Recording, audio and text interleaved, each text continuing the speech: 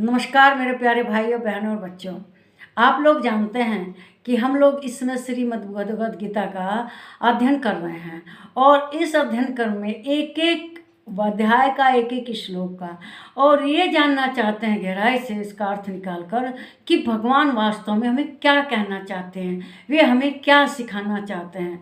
तो इस देखिए ये 18वां श्लोक है। इसमें श्री कृष्ण भगवान क्या कहते हैं।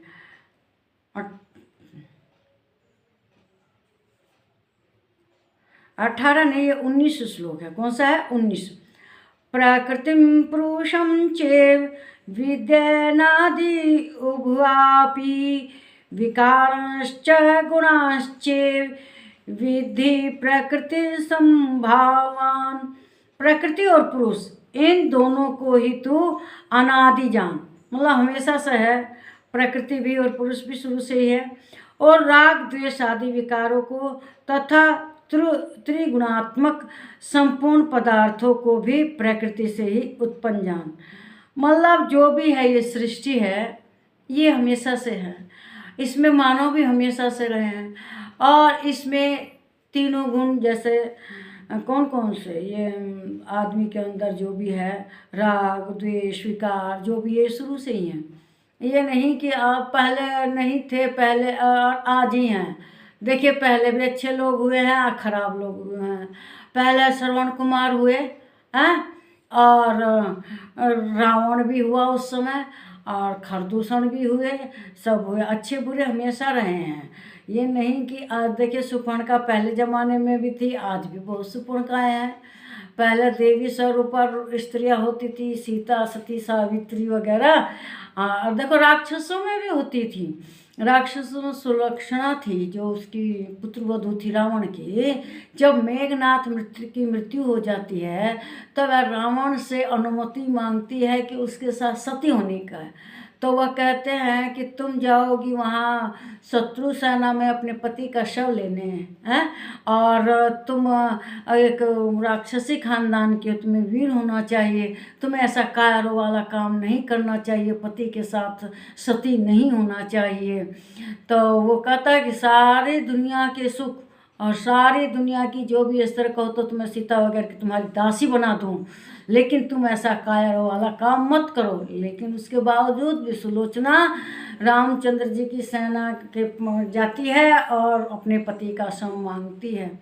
तो वे कहते हैं कि तुम्हारे में अगर इतनी शक्ति, देखो उसका जब वो मरा था तो उसकी जो भुजा थी सुलोचना के आंगन में आके गिरी। वह जान गई कि वो अब नहीं रहा। तो वो पूछती है बाँह से कि किसने तुम्हारा वध किया, किसने मारा। तो उसकी कटी हुई भुजा ने लिख दिया लक्ष्मण। तब वह जान गई कि वह राम जी के उसमें है। तो रावण से अनुमति लेती है, राम जी के उसमें जाती है शिविर में अपने पति का शव लेने। तो वह कहती है कि देखो इतने शव पड़े हैं, इसमें अगर तुम्हारे में सतीत्व है और तुम्हारे में यह है तो जाओ पहचान लो कौन है। छक्त विछत्र शरीर था उसका, सब था, लेकिन उसकी गर्दन हिल पड़ी और वह हंसने लगा। जब वो जोर से हंसने लगा तो वह गई उसके पास, उस खास में मेघनाथ था। तो उसने रामचंद्र जी ने उस समय कहा कि देखो ये स्त्री हैं, हमारी माता समान हैं, इन्हें सम्मान के साथ इनके पति के शव के साथ भेजा जाए। तो रामचंद्र जी उन्हें सम्मान से भेजते हैं और इस तरह से सती सुलोचना सती हो जाती है। उसका सतियों में नाम है, जबकि राक्षसी थी। तो कहना हर समय हर जगह अच्छे भी हुए हैं बुरे भी हुए हैं। तो वहीं उनके उसमें सुपर्णखा भी थी, कैसी थी सब जानते ही हैं। तो हमेशा अनादि रहा है राग द्वेष, जो भी आदमी के अंदर प्रवृत्ति है हमेशा रही है। अच्छे बुरे हमेशा रहे हैं, आज भी हैं इस धरती पर। कहना कुछ तो धर्म होगा तभी ना ये पृथ्वी टिकी है, कुछ तो इंसानियत होगी, वरना ये पृथ्वी क्या होती, डगमगा जाती। सब अगर पापी हो जाते तो क्या होता है। इस पृथ्वी पर अभी बहुत धर्मात्मा लोग हैं जिससे कि यह पृथ्वी टिकी हुई है। तो ये हमेशा रहा है, राग द्वेष वगैरह विकार सब कुछ हमेशा रहा है और आज भी है। आज भी कुछ धार्मिक लोगों के कारण ही पृथ्वी टिकी हुई है। तो अर्ज्य जो इसमें पदार्थ हैं, संपूर्ण पदार्थ जो प्रकृति से उत्पन्न हुए हैं, वे भी हमेशा रहे हैं और आज भी हैं।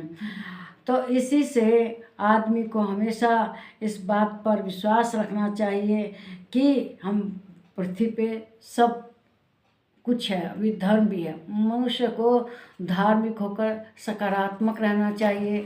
हाँ, देखिए हम कोई काम करते हैं तो सकारात्मक होते ही ना कि ये काम होगा, इसीलिए ना ये नकारात्मक फीलिंग नहीं ना रहती कि नहीं ये कैसे होगा।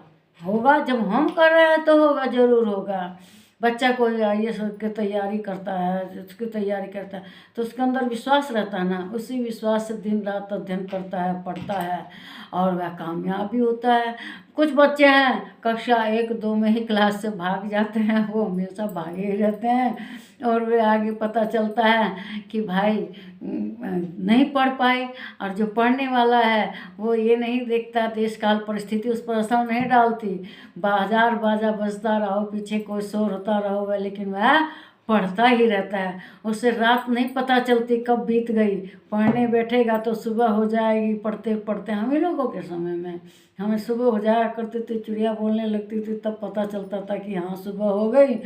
तब हम लोग अपने सोने की तैयारी कर, सोना क्या है, अब तो स्कूल का टाइम होगा तो स्कूल जाना ही है, कॉलेज जाना ही है।